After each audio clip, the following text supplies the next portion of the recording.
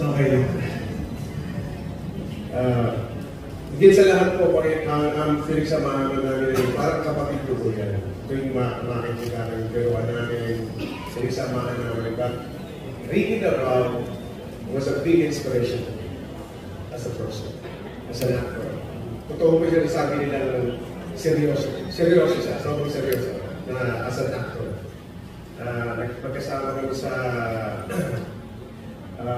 tawag dito yung Acero, Star Cinema. Pari siya, kung saan ka na. Nagsimula yung aming bonding, at saka, of course, yung mga laro na ng basketball, mga game namin. And kaya ako naging serious actor din dahil tinitignan ko siya. Isa sa mga pattern ko, I want to be a serious actor like Ricky lang. Ayoko maging, gusto ko, nandun ako sa level niya.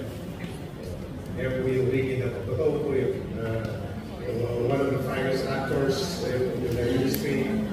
Sinabi ni Ricky na po, kasama po yun. Hindi ko sinasabi dahil wala ka na, totoo yun. Totoo po yun. So, he's a big, huge loss in the industry. Big, aside from malaking loss din sa mga kaibigan ko. So, yung ako gawin ko, wala na siya. Nakakalunod ko. But I'm sure, lahat sa pinuntahan niya ngayon, and he's with our creator, hindi naman tayo.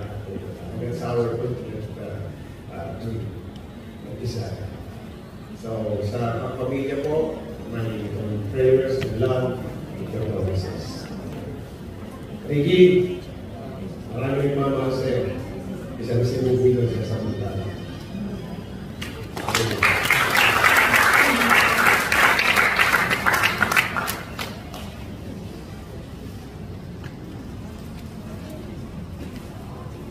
Okay.